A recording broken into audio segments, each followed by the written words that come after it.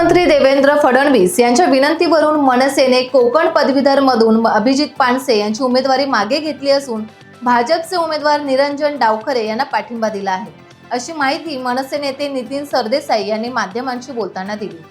कोकण पदवीधर मतदारसंघातून आम्ही माघार घेत असलो तरी असा प्रकार पुन्हा पुन्हा घडणार नाही, असे पक्षाच्या वतीने भाजपला सांगण्यात आल्याची माहिती नितीन सरदेसाई यांनी दिली। विधान परिषदेच्या कोकण पदवीधर मतदारसंघातून मनसेकडून अभिजित पानसे यांना उमेदवारी जाहीर करण्यात आली होती। या संदर्भातील पत्र मनसे अध्यक्ष राज ठाकरे यांच्या आदेशानुसार प्रसिद्ध देखील करण्यात आलं होतं। तर कोकण मतदारसंघातून भारतीय जनता पक्षाकडून निरंजन डावखरे यांना उमेदवारी देण्यात आली होती। लोकसभा निवडणुकीत मनसेने महायुतीला जाहीर पाठिंबा दिला होता, मात्र या निवडणुकीत मनसे आणि भाजपा आमने सामने येण्याची शक्यता होती।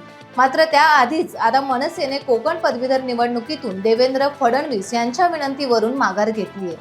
काही दिवसांपूर्वीच फडणवीस यांनी राज ठाकरे यांची भेट घेऊन पानसे यांची उमेदवारी मागे घेण्याबाबत विनंती केली होती आणि 2 वेळा चर्चा देखील केली होती। त्यामुळे या निवडणुकीत मनसे आणि भाजप आता आमने सामने येणार नाहीत हे आता स्पष्ट झालंय। कोकण मतदारसंघातून भारतीय जनता पक्षाचे उमेदवार निरंजन डावखरे यांनी आज सकाळीच मनसे अध्यक्ष राज ठाकरे यांची भेट घेत कोकण पदवीधर मतदारसंघ निवडणुकीच्या संदर्भात सविस्तर चर्चा केली। टाइम्स डिजिटलला लाईक करा, सबस्क्राइब करा, शेअर करा आणि बेल आयकॉन दाबायला विसरू नका। पाहत रहा टाइम्स डिजिटल।